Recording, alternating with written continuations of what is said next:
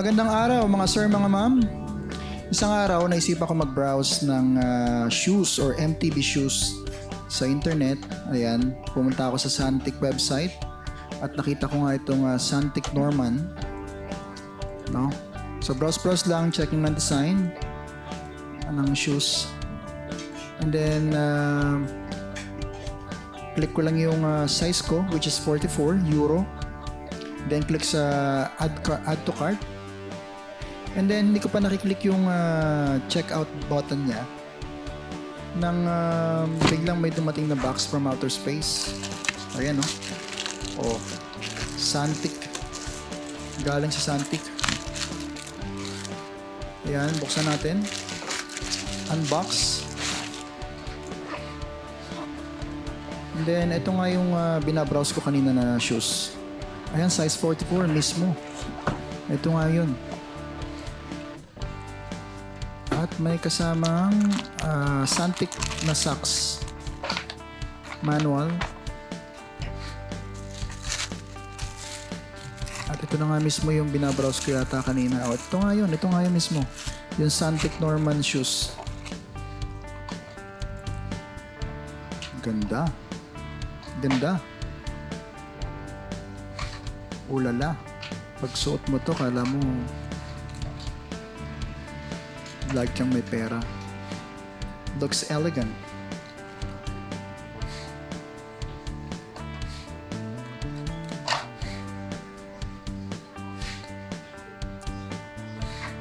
So yun nga for today's video. Ating i-review or bibigyan ng konting review itong Santic Norman shoes. And medyo magaan siya. Hindi siya ganun kabigat tulad ng mga ibang MTB cleat shoes. At it looks sexy.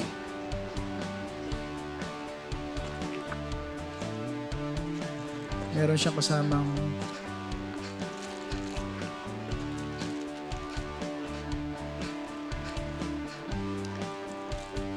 yan, dyan nilalagay. Hindi ka lang kung ang tawag dyan eh. At meron din siya kasamang bala or cleats.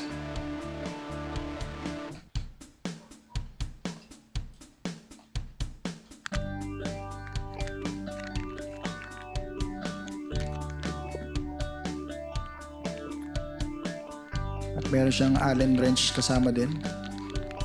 Ayan, so cleats and Allen wrench at yung mga bolts niya ang kasama.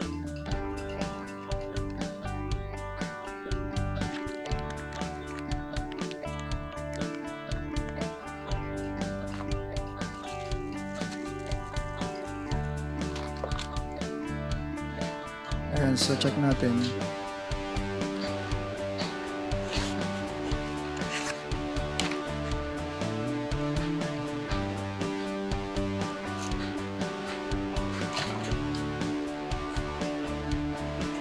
Maganda yung padding niya. Mukhang hindi ganun kalambot pero enough na, I think. Pero syempre malalaman natin yung kapag ni-ride na natin.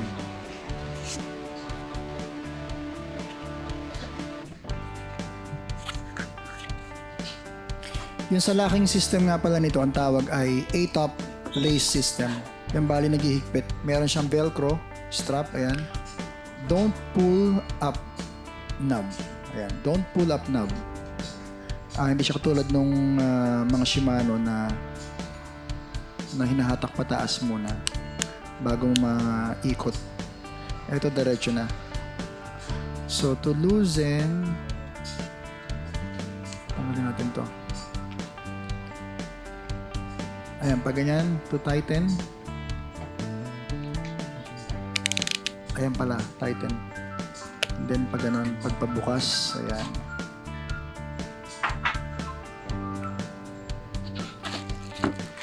So yun, so ikabit na muna natin itong hindi ko alam ang tawag.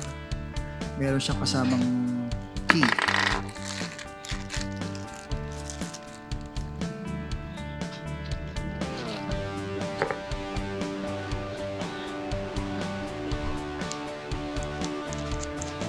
Konting ikot dyan, konting ikot dito.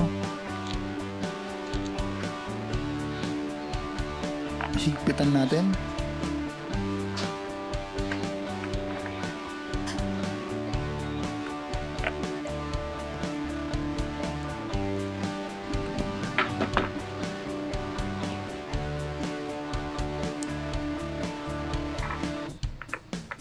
By the way, yung background music nga pala is gawa ko rin.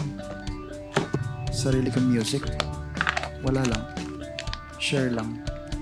Ito nga pala ang clutch attachment. Bago yan. Pero ang gagamitin ko itong sa lumang shoes ko. Actually, hindi naman ito luma. Medyo masikip sa akin itong shoes na to. Size 43 lang kasi kaya papalitan ko. At gagamitin ko pa rin yung lumang cleats. Ayan. Binaklas ko na and then kabit na natin dito sa bago.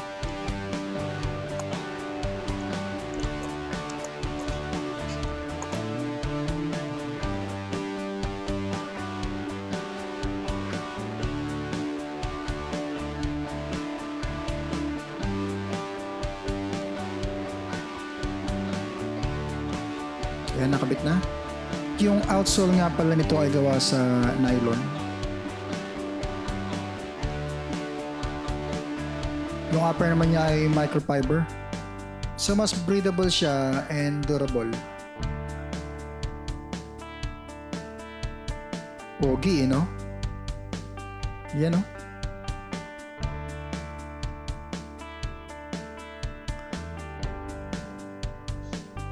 Alright, so ito. Ni-ride ko na agad.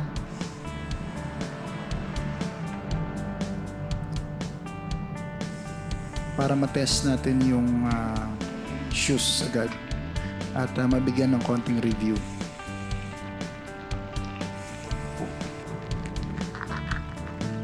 Padyak-padyak lang, konti. Ayan. Salamat nga pala kay Robertson na assist sa akin sa pag-shoot ng video na to. Good shoes! Ayun, sabi nga ni Sheriff, good shoes daw.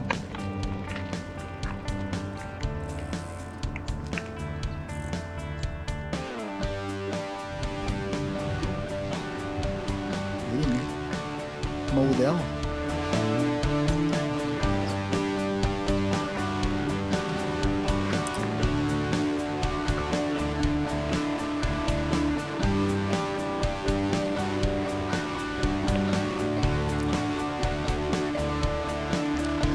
So ayun, nakapag-ride tayo at nakapag-ride tayo ng 30 kilometers siguro. So enough na yan siguro para mas mabigyan natin ng konting review itong shoes. Ang gustong-gusto ko rito sa shoes ay itong front side niya. Gusto ko to dahil iwas gas-gas yung part na yan. So para siyang may coated siya ng rubber. So mas iwas sa gas-gas. Then itong part naman na to, yan. Medyo ano lang, medyo sa katagalan medyo masakit ng konti. Hindi gano'ng makagalaw yung paa ko. Yan. Pero siguro mas maganda kung i-ride pa ulit natin ng isang beses pa para mabigyan pa natin ng more review, more test, more review. Ayan, ito yung second day ride para mas matest natin yung shoes. Kasama ko naman dito ang kaibigan ko si Je o si Dan Siklista. Siya naman ang nag-shoot sa akin dyan.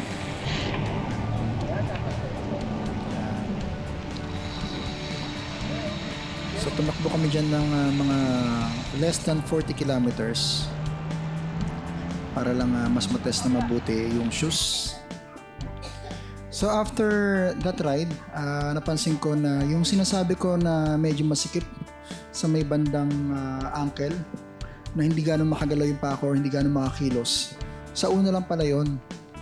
Sa katagalan, mas luluwag siya ng konti, mas lalambot siya ng konti, at mas makakilos na yung paa mo na maayos.